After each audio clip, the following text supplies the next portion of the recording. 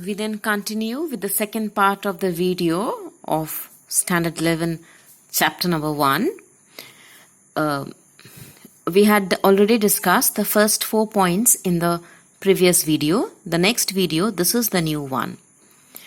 Here it tells that scarcity definition says that economics is a science. We have studied science subjects, art subject. Now what is that science? Science means there is a body of knowledge, systematic body of knowledge which will try to find out problems. Which will try to find out the problems and provide them with a solution. What has been analyzed, what is studied, a body of knowledge is like, for example, Newton's law, an apple falls down to the ground, why it falls down, that is analyzed, and the result was economic problem.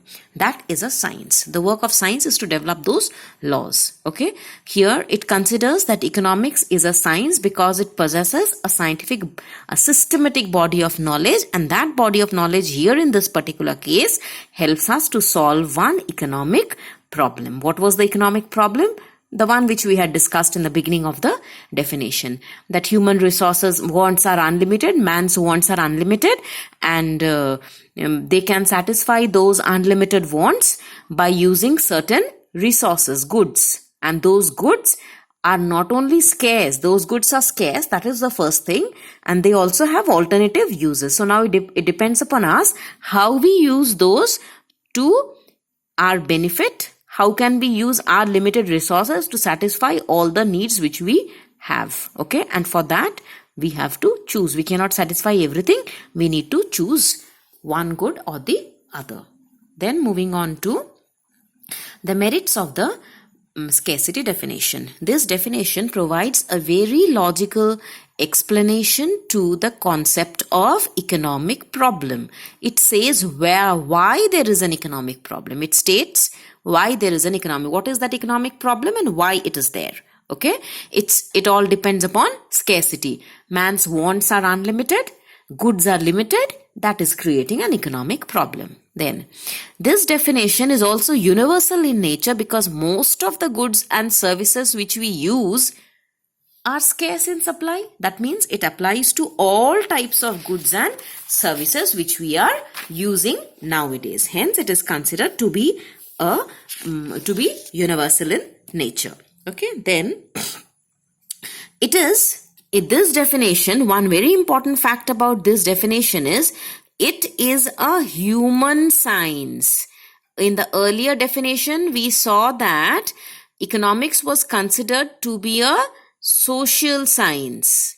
Okay, but this definition says that economics is not just a social science, it is also a human science. That means we study about the activities of mankind individually, how one person behaves in a particular situation, what he does when he faces scarcity, how he satisfies his want, how he chooses, how he gives up one product and selects the other want.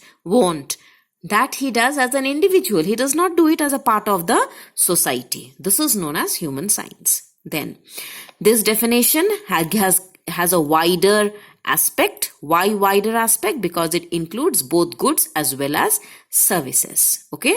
But then only which we can purchase with money.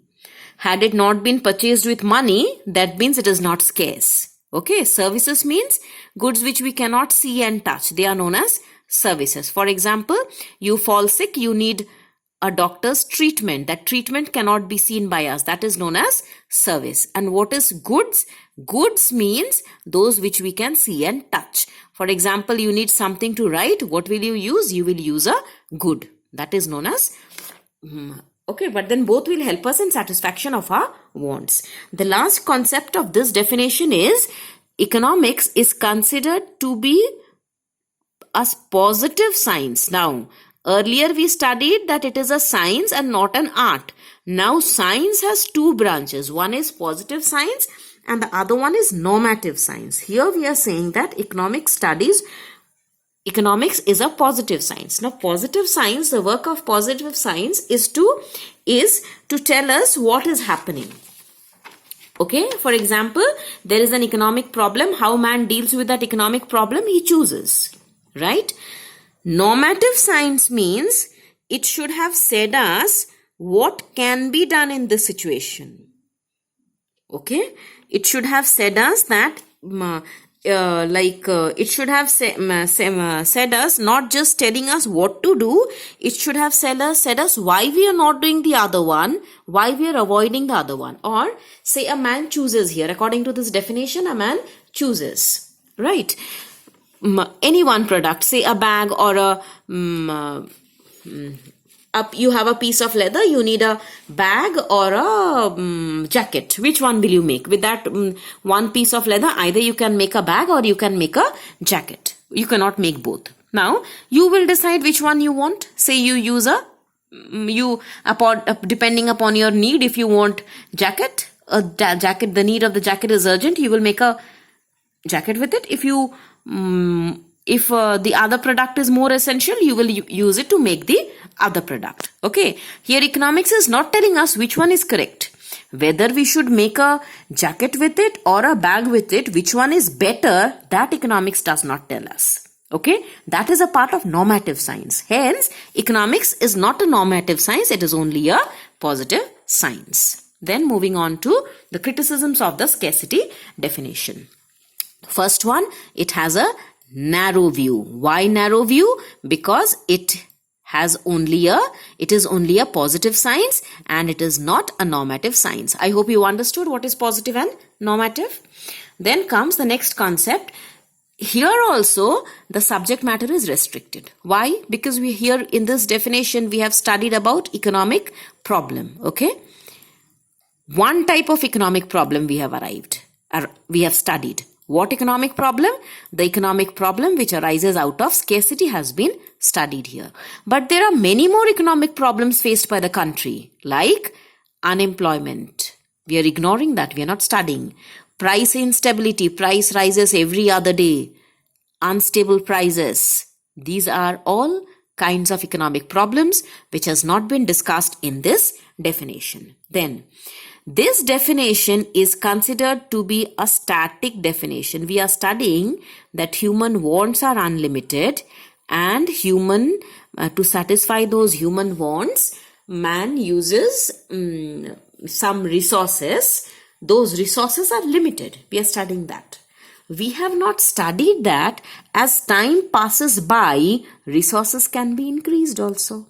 As time is passing by, we are able to increase, we are getting more and we are able to increase more of the resources. For example, a machine required to make a product is a factor of production. It is a resource, right? With one machine, we can produce 5,000 products. But if we have two machines, we will be able to produce 10,000 products. We are not considering that concept, that resources can be increased. We have limited resources. We have said that resources are limited. Hence, it is a static definition. Then the last part of this definition is economics is only considered to be a science and not an art.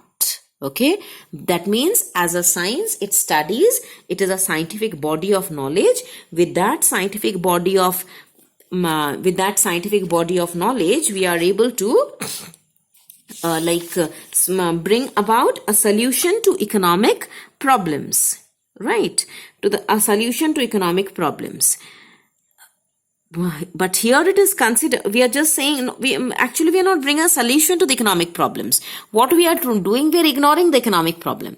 When we have two choice, one bag and one jacket, we give up the bag, we take the jacket. Or we give up the jacket, we take up the bag. Is that a solution? That's not a solution. The solution would have been, had we got the opportunity to use both the products, that would have been the solution. Okay? Economics as a science here is not providing us a solution to economic problems. It is just telling us, it is just giving us an alternative, what can be done with it. Okay? It's not trying to solve the economic problems. The last part of this definition of this chapter, merits of the growth-oriented definition. The growth-oriented definition is the last definition Hence, it is considered the most satisfactory. Since there was no criticisms of this definition, no new definition has come up yet. This is the most applicable definition. Why it is the most applicable one? First thing, it emphasizes on economic problem. Economic problem is genuine. The whole country faces it. Secondly, there was one problem with the scarcity definition. It was static.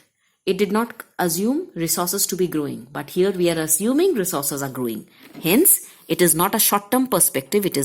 This definition provides a long-term perspective. Okay, hence it is considered to be a long-term because it studies about the future. It assumes that resources can increase. Then, this definition is considered to be dynamic, changing with time, because it has considered the concept of economic growth. Economic growth means increase in people's income, and people's income will increase only if resources are increasing. Then, we are discussing about economic growth, which is a concept relevant for all types of economies, be it a barter economy when we exchange goods for goods, or be it a money economy where we exchange goods for money.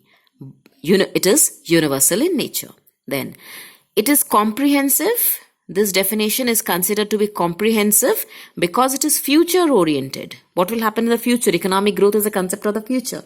Resources are increasing in the future. So it is future oriented. Plus it is growth oriented. Okay.